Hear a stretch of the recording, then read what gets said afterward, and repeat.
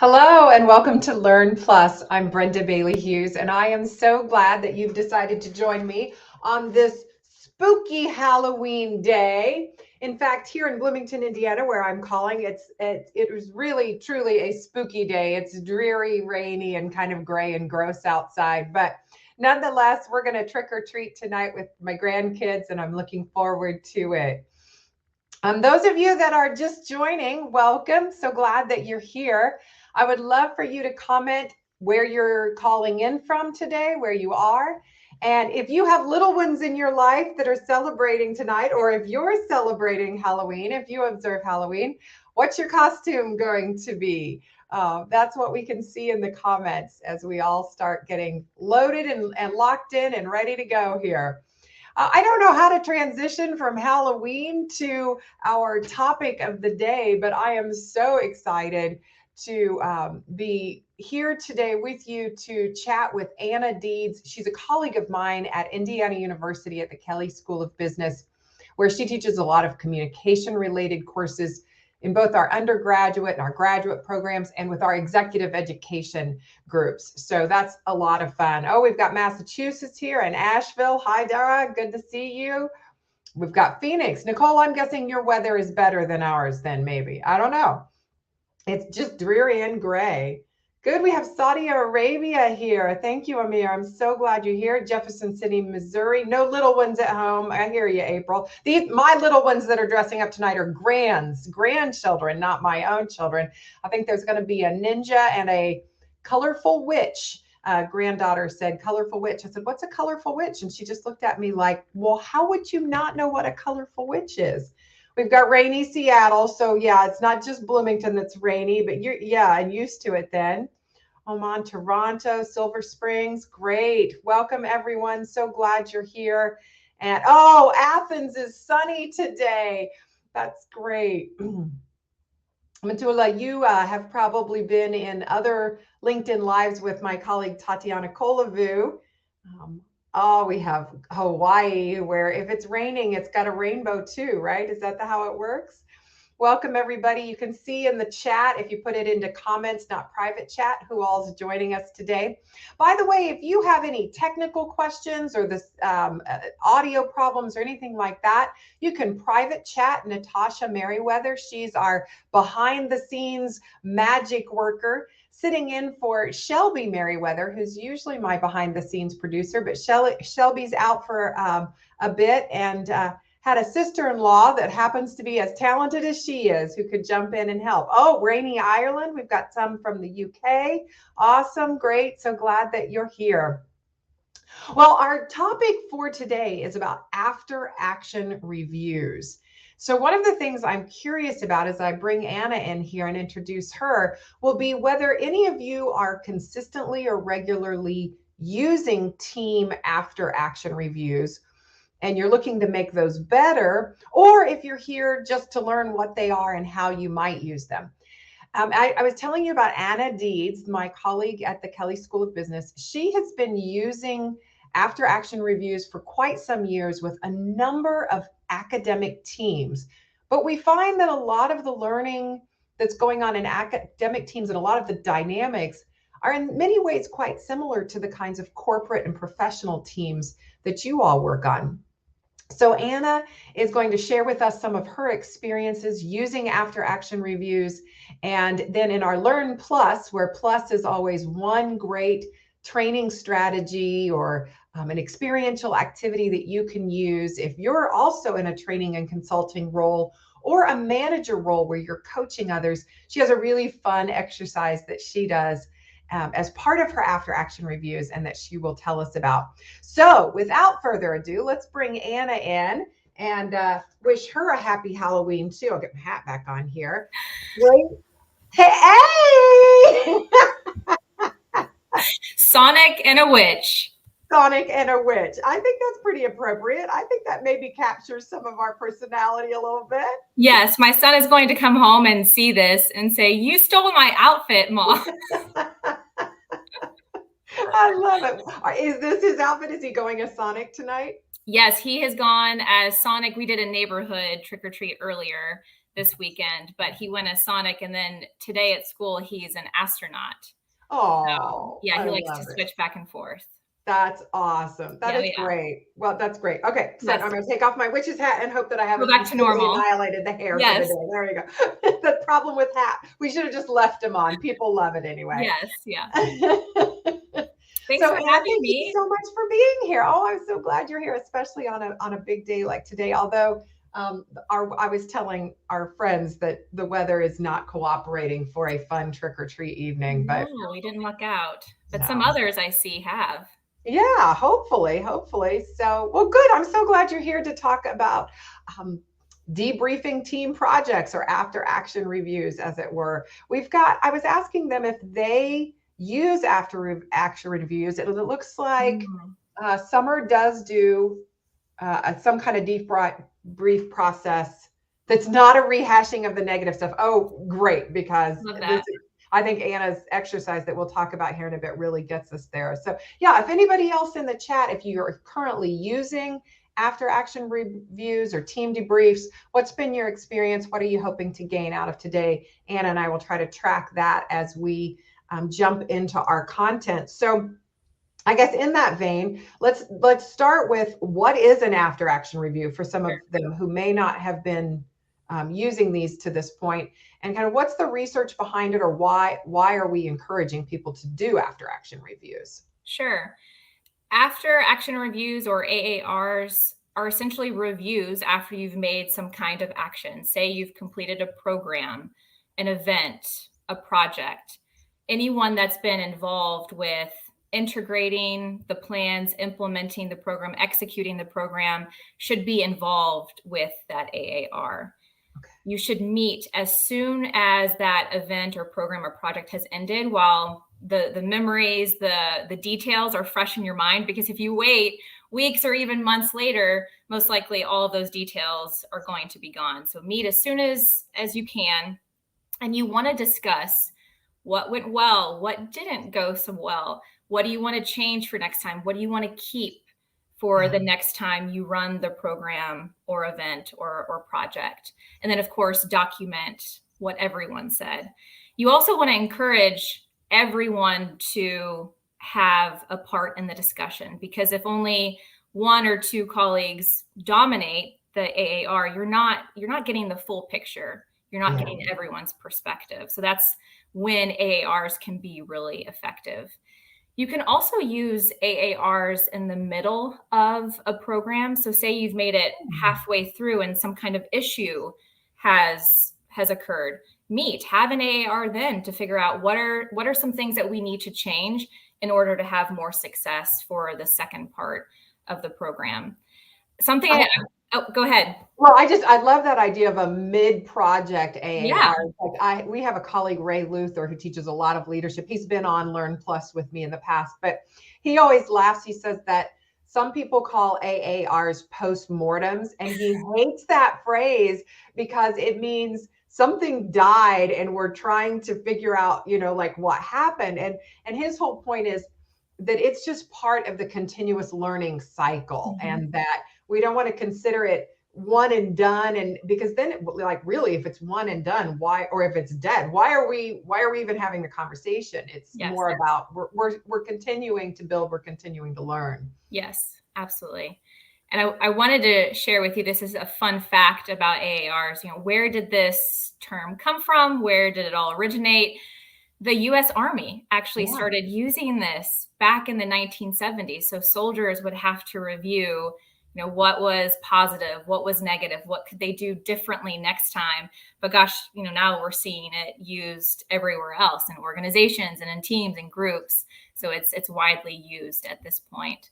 And it really seems like it lends itself to the really great learning theory. So John Dewey, the great educator and philosopher, always wrote, "We don't learn through experience, we learn through reflecting on experience." And it just seems like the AAR is almost an institutionalized way of saying we're going to take that moment to reflect, because otherwise we're not learning. And I've seen Center for Creative Leadership, CCL, they even list AARs as one of their tips for agile learning. So it's Right. just so integrated to that whole learning cycle, continuous improvement cycle. Yeah.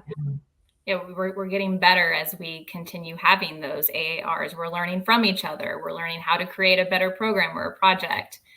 But once I understood the importance of AARs, I implemented that into my team's heavy course. So I teach a course that relies heavily on team projects throughout the semester. So they are doing 2 to 3 projects throughout the course of 16 weeks. And I would see these teams experience issues from their first project, and it wouldn't be addressed in the second project. They just did the same problems. It was a vicious cycle of the same issue from 1 to 2 to 3. And then there was animosity amongst teammates because of this. So I knew that this was an important piece to implement because of how effective AARs can be. What kinds of issues were you seeing that AARs can help with? Sure. I mean, most of it would be certain teammates that maybe weren't holding themselves accountable. So or maybe there was a lack of communication and they were not properly delegating the work. Maybe someone was taking all the work themselves, or a couple people were dominating the ideas. So just communication issues. And then, mainly communication issues were the ones in my class. So I think in professional teams versus academic teams, I don't know this to be true, but I suspect that they may lean in heavily in their AARs on the more technical aspects, like what part of the project itself worked and didn't work, because how did we meet our deadline? Did our suppliers get the things we needed on time? How did our customers or our stakeholders respond? Because those are kind of the, in some ways, safer questions. Would you get into those more team dynamic things, those interpersonal issues, communication issues? Oh, those get so challenging to talk about, it seems like. I want to circle back to that and see how we can have some of those conversations without getting defensive. But yes. Any other reasons why, as the advocate of AARs, anything else you'd want the group to know to promote their use? Yeah, just when you have these AARs, just encourage participation and that open and honest, transparent, professional discussion. And especially if you have a leader or a moderator, a facilitator, a teacher that's leading this AAR, they should also, if they've had a hand in that event or program, they should be giving their strengths and their weaknesses or things that they can do differently next time too for the project. So then that creates more of a safe environment. I mean, even within my own class, before we run an after action review for the first time, I talk about the feedback that I received the first time I managed individuals, and telling people that I received feedback I did not understand. I did not realize about myself. And this was a new perspective. So then going forward, I could be a better teammate. Yeah. Oh, what a good story, and a nice way to set up that open-mindedness, that let's stay open to the feedback that we're getting.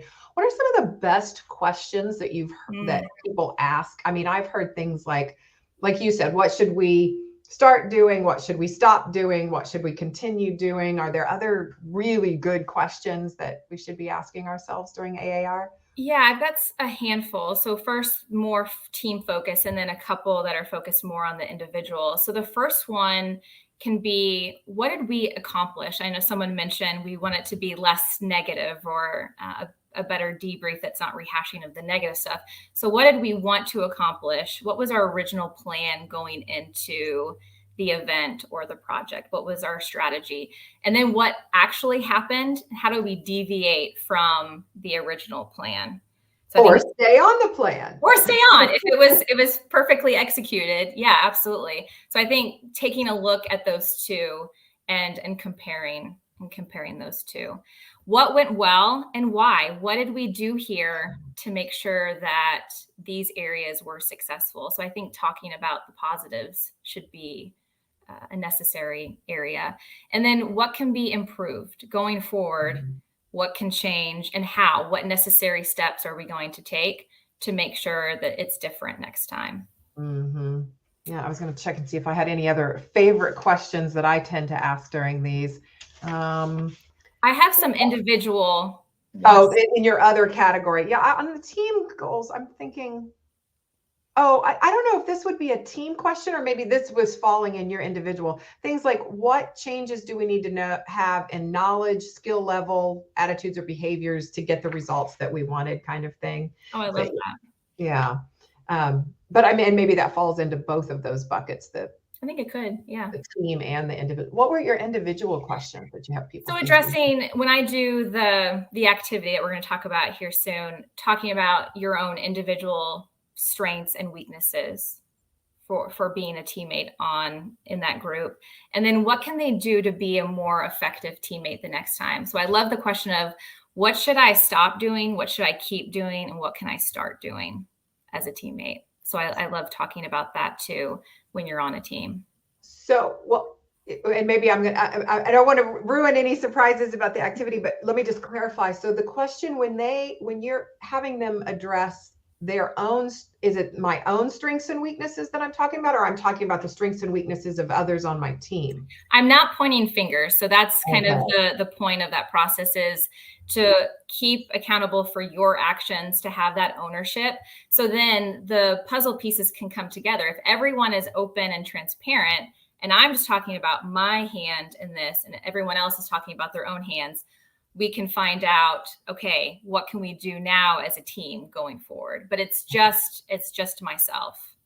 Okay. And then if it's just about yourself, how do you end up teasing out, like you said, you got some feedback that sort of surprised you about yourself in one of your first AARs. Yes. If it were just you, how did you get that feedback? Yeah. It does tease, it comes out, it bubbles up. Well, days before, and this is another option that groups can do, they can solicit feedback. So a lot of times in my class, I will ask teammates to send in feedback on their group.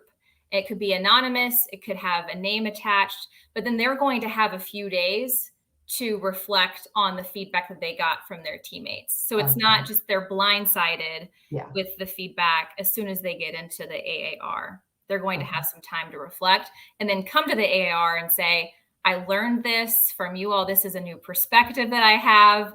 I'm going to keep doing these things or change these things going forward. Well, that's the goal, is to do that. Unfortunately, I fear that I get that content, somebody gets the pre-messaging, and instead of spending the couple of days reflecting on how that is someone else's true perception of reality, I spend that time building my case as to why they were wrong. So how do we keep people from getting defensive in an AAR? And I noticed that Summer has a great question. Do you have a sample agenda for an AAR meeting? If so, that's something we will post out afterwards. How much time you spend on each question? Yeah. Or what are some good ground rules in terms of blame, et cetera? Great questions, Summer. Yeah. Anna, feel free to speak to any of those right now, any of her sub questions. And then I love the idea of, I usually, when we post the Learn Live, we do some follow-up around that, and we can do some follow-up with an agenda. That's a great idea, Summer. Yeah, and we can integrate the activity into the sample agenda too. Yeah, good. Yeah, but how to focus on, or how to prevent from becoming defensive. Yeah, I do this activity with my students each semester, and they have those few days to sit on it. So some do come to me. So I would say, go to a supervisor, your facilitator, or your teacher, and talk about the feedback that you've received, and be able to flesh that out with someone else rather than just sitting on it and becoming more and more frustrated.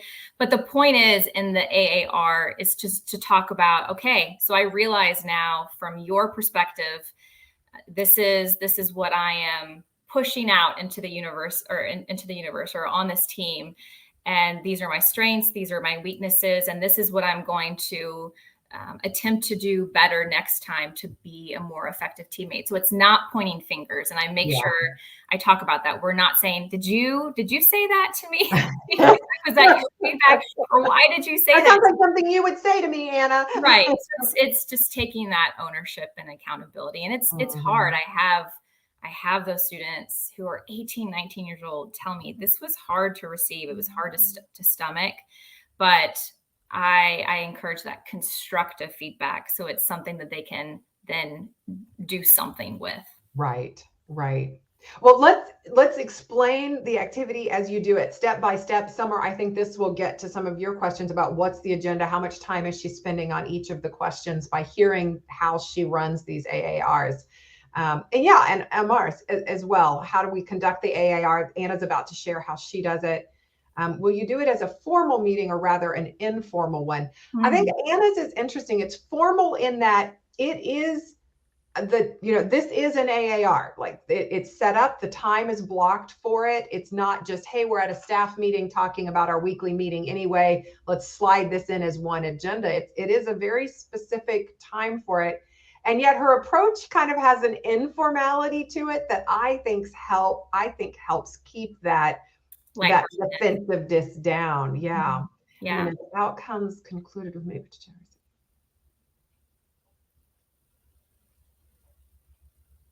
listed issues on the table to work collectively. Yeah, exactly. And then, okay, great. Okay, so Anna, tell us about give us the step-by-step. I love this exercise. Okay, and before I get to the exercise, I do want to say that they do have a few days to sit on the feedback that they receive before they come into the AR. And similar to what we do for executive education programs at Indiana University, we solicit feedback from the program participants, have a few days to sit on it, and then have the AAR. So I would always encourage to get that information out there to the group, whatever it is, to then reflect and then come to the AAR. So it's not just a smack in the face. I am so glad you mentioned that example because we've been thinking, we've been framing it about how others might get defensive, how our 18 and 19-year-old students might get defensive. But when you shared that example, I remember some feedback that came in on one of the exec ed programs that you and I ran. And I mean, the initial was like, shields up. No, that's stupid feedback. We don't like that. I'm not listening. And then as we just sat with it for a couple of days, we both sort of mellowed into it. We kind of could see where they were coming from and some of it that we weren't. I think we both accepted it more, but were less reactionary with it in a way. So I think sitting on it a couple of days really did transform how we managed that after action review and what we teased out of that. Well, especially for those who take some time to think about, okay, here's the feedback, here's what we can actively change or keep. It's not so much you get it, you're expected to know right away what you're going to do differently. We need that time to reflect. But yeah, so the individuals who participate in this after action review, they know coming into the next session, they're going to have a debrief. They're going to have an AAR. So they take a look at the feedback, they can reflect some. And then when they walk into the classroom, they'll see the Legos. So this is a Lego after action review. Does everyone know what Legos are? The little brick tile things that kids play with that are building blocks. Okay, I thought everyone knew Legos. And if you don't have Legos, there are other ways to connect things together. You could use a picture, you could paint a picture, you could use blocks, but the focus here is the Legos initially. But they'll come in and they'll see this huge random stack of Legos on the table in front of them. And of course, the chatter picks up because they're wondering, how are we going to debrief with Legos in front of us? But they slowly start to put everything together. I talk before the AAR starts, I talk about having the open and honest conversation, that everyone needs to participate.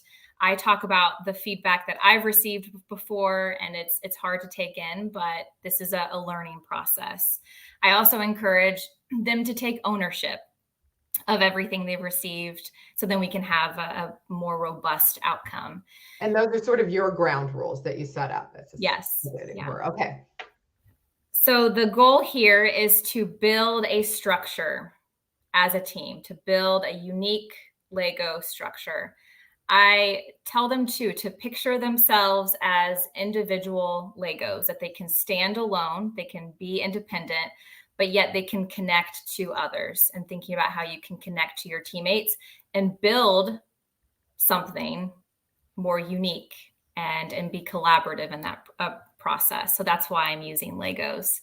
But the teammate who speaks first when they go around will begin the Lego creation, and they discuss their own feedback they received. So what they learned about themselves in terms of their strengths, their weaknesses, and then what they're going to do differently or keep the same for the next project. So this is just focused on the individual at this point. Okay. They will build the Lego pieces to start off with. They can talk and build at the same time. They can talk first, then build, and they'll pass it on to the next teammate.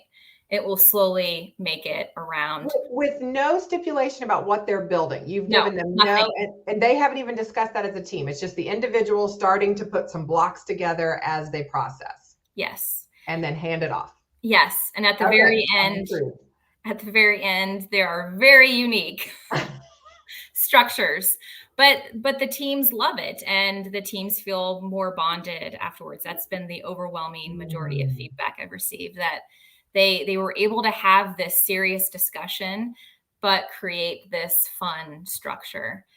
Once the team is completely finished, they make a team goal sheet based on what everyone said. Here's what we plan on doing differently, keeping the same, all of that information. Here are our strengths as a team. Here are the weaknesses. Here are the things that we need to do more of or less of. This is what we're going to do different next time. And that's a collective document at that point. So that's not about the individual. We've talked about that, but the piece we've documented is that team piece. And I think maybe that would be a great place. Andy Thistle in the comments mentioned, how do you capture all the great ideas that come up, but you just didn't have time to implement them, or maybe they weren't quite right for that project? Maybe that goals sheet is a great place for that it becomes a category in and of itself. If it's, what are we going to do differently? What are the great ideas we had that we didn't get on, but that we can start integrating? Maybe that is a place that's just if that happens frequently to your team, keep that as part of that goal sheet. I love that. Yeah, the documentation that's what's key here is documenting what we're hoping to do next time, so you don't forget that information. Yeah. What do they do with their structures when they're done? Are they so proud they don't want to put them back in the box, or what? Yes, we take a lot of pictures. They end up posting them elsewhere, maybe on social media. But I get emails from students afterwards talking about the impact and that it's changed their team dynamic, because they were able to have this serious, needed conversation, but yet felt like, ooh, this is a cool outcome. We made this together. It's just completely different than what they're used to. And this would be different too for any kind of professional setting as well. Right. Matula's asking, what happens when there's just no feedback? And Matula, I'm thinking you're meaning when you ask for it up front, where Anna's saying, we should all dwell on that feedback for a little bit and sit with it before we start the actual after action review. What if none came in? Where would we go with that? I'm wondering. Yeah. And that's why it's so important to have that soliciting feedback from participants or from the teammates. So then you do have something to talk about, because I agree. If you get them all there in the moment and there's nothing to go off of, it may be pulling a little bit at everyone to get them to participate. Well, and I also think your focus on yourself as the first round. What are my strengths and weaknesses? I should be able to answer that even without feedback. Right. Yeah. Even without. Now, granted, it would be richer if I had feedback, because then I'm seeing what my strengths and weaknesses are, not only from my own perception, but from other people's perspective as well, which is so, that external as well as internal self-awareness is so important. But if I didn't get any, if I am working in an organization where there's just that lack of psychological safety, the company culture, whatever it is, I can at least, I think this could still work in that I could start talking about my strengths and weaknesses. And then it almost seems like if I were able to do that, and everybody can do that about themselves, right? People might start reflecting about other people's. Well, no, Anna, I didn't think you were weak at that. In fact, I think one of your strengths is, and yes. Then suddenly that conversation might start to surface, and in such a positive way, to get back to Summer's question as well. Like, so maybe such a positive focus, and the fun, the playfulness of the Legos may hit both Summer's concern that these AARs go so negative, and might be able to address some of Matula's the people that she's working with, or people she's worked with in the past, where there's that just a reticence to share. Yes, and I loved how you brought up like teammates saying, "Oh no, that's not what we thought about you." I had some teammates say that it cleared up some assumptions of what they had in another teammate. Oh, in So what way? Yeah. when they talked about their own weaknesses, they saw it in a completely different way when they were talking about it. And then the other teammate was saying, no, we didn't. That wasn't our perspective. Or no, you should look at that weakness as a positive or as a strength for our team. Interesting. Yeah. So that was neat to hear. The other Yeah. teams ended up giving each other compliments on their own weaknesses at points. Right. I did some research with a colleague at the school, and we were studying teams that were based in North America, but there were international students on these teams as well. And it was really interesting that so many people showed they tended to value more active than passive teaming skills. So for what I meant by active skills was, like, we would see higher rankings of student teammates if they did things like initiated actions, they called the meetings, they wrote the agendas, they provided information. And then you'd have people who were getting really high scores on specific behaviors like good listening, asked questions, Yes. Paraphrased others, and yet their overall team score would be lower.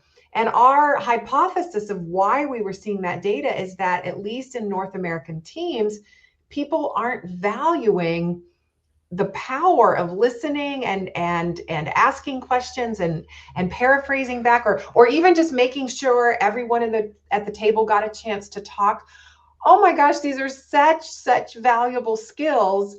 And until you sit down and are talking about it, maybe, and having a debrief like your Lego exercise, I fear people won't recognize the value of those softer or more passive teaming skills. Yes. And that's why a lot of times this clears up those assumptions when someone's not taking, like you said, that active role in someone else's eyes. But then when you start talking about all the things that you did, oh, wow, you did do a lot. I just didn't notice them. This was something I don't see. You definitely see the other side of those active.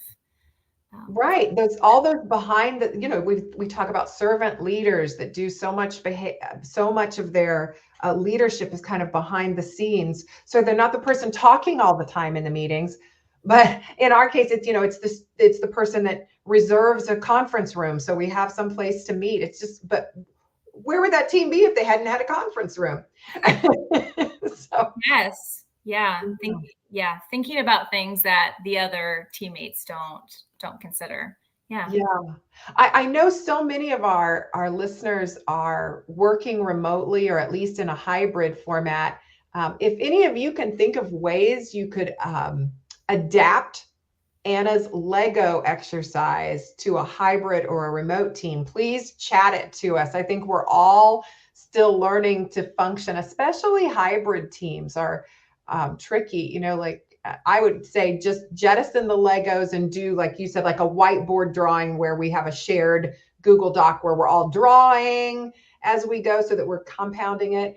But that works if we're all remote. I guess it could work if we were hybrid, but yeah. So Anna, you did teach during the pandemic. So I taught all in person. Oh, even during the pandemic, you still taught face to face. Okay. So you haven't had to adjust this yet. Not as much as our other colleagues have. Yeah. Well, no, that's a great question. I love the whiteboard idea. The other thought too is maybe mailing something, but that would be way too long to pass around. Oh yeah, they mail from one to one. Yeah, it would be like a 3-month AAR. wouldn't go over well. Everything For would our be students fun. that don't even know what a mailbox is, I don't know if it would ever happen. I would love to hear. Okay, so the Legos, I know pretty much they add a playfulness. Is there any other reason you opted for Legos as part of this? I love it.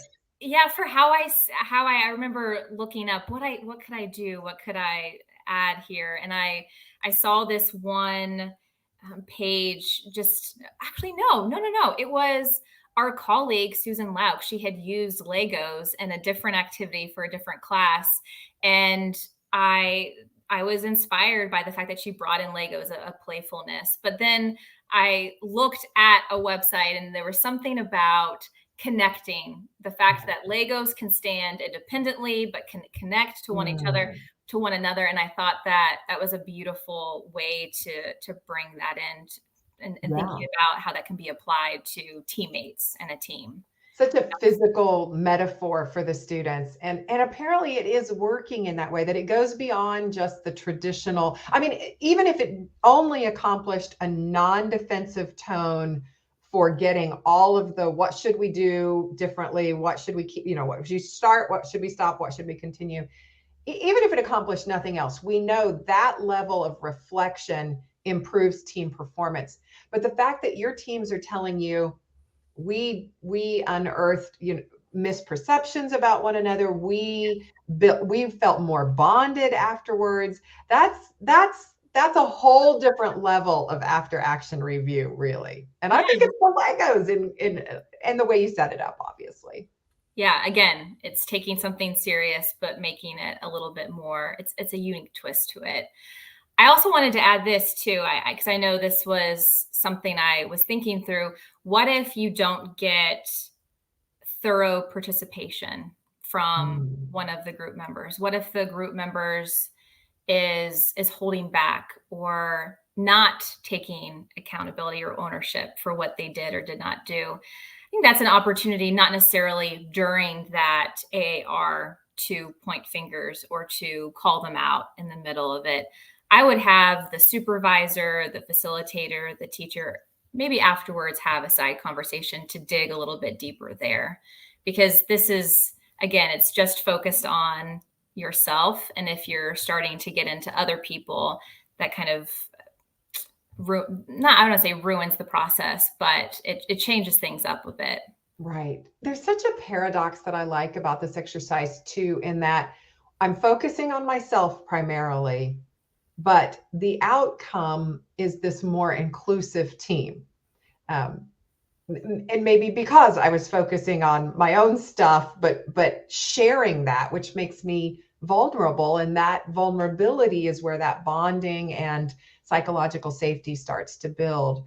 So yeah, we think about, being a diverse and inclusive team would mean something sort of collaborative. And the collaboration is there simply in that I'm connecting my Legos to your Legos, but keeping the focus on me. And maybe that's, like a really powerful life lesson when it comes to teams. I need to keep my focus on me, but at the same time, see where all the pieces connect.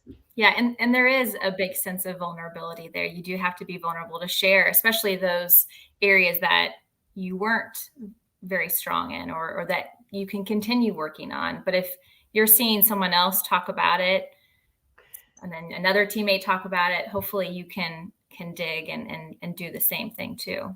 You've mentioned some of the outcomes, teams that feel more bonded, teams that unearthed misperceptions that they had of one another. Any other outcomes that you've witnessed as you've been doing this exercise?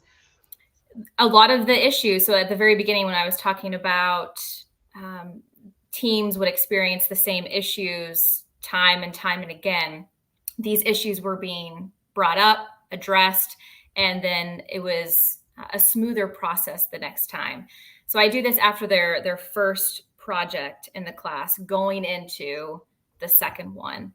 And my one of my goals here is for them to address some of these issues, individual issues, so that it's not going to happen again. Yeah. So for the most part, I see teams have more success in their second project because they have addressed what they've needed to. But before, I wasn't doing this AAR, they were not having this necessary conversation?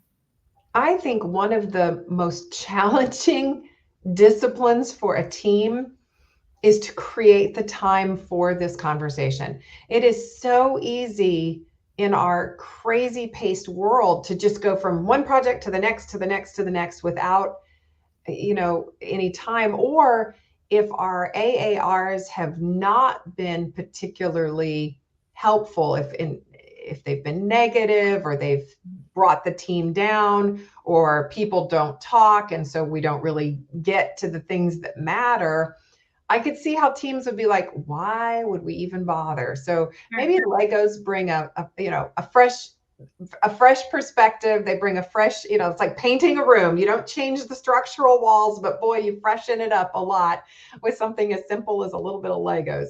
And what do you do after you address what's needed, but there's still pushback? That's a good question. I guess it would depend on what kind of pushback they're getting. Are they getting individual pushback on another teammate, or pushback on what you need to do collectively as a team? That's a great question. Because if I'm reporting in on, here's what I did, here's what my strength is, here's what my weakness is, what would Anna push back on? Now, if I were saying, Anna, you need to change, and I've taken that more finger pointing, accusatory, let's look at other people, then I could see Anna pushing back. But if the main point of the conversation is, hey, this is how I see my strengths and weaknesses. Right. I think they followed up individual pushback on what you said collectively as a team, do collectively. Yeah. I would say I would dig deeper in the AAR if you have not come to an agreement on next steps. Continue having that conversation. Brenda, what do you think? Yeah, that makes a lot of sense. Like, so we're trying to get the next steps. We're trying to get that. Here's the list of what we'll do differently going forward. But then there's still pushback. And we've got some people saying, no, I don't think that's the way we need to go. Yeah, I think we've got to tease that out a little bit more. And get to the root of their objection. Why is it? What is it about this path forward that does not make sense to you? Right, Help me understand what a different approach would be, which is, aka not buying in. So if I'm not buying in, but if this is my team, then there's someone trying to be directive, rather than collaboratively developing that list. It sounds more like someone came in with a mindset already that here's what we need to do differently, and that didn't really bubble up authentically from the conversation. So I would say there needs to be a little more openness on all parties, the people that are coming in with specific ideas of what has to change, and instead keeping the focus more on why do we think it didn't work, and then what's the best path forward if this is what didn't work. There might be 20 paths forward. Exactly. Yeah. Sometimes you have to choose one that everyone thinks potentially might work better the next time.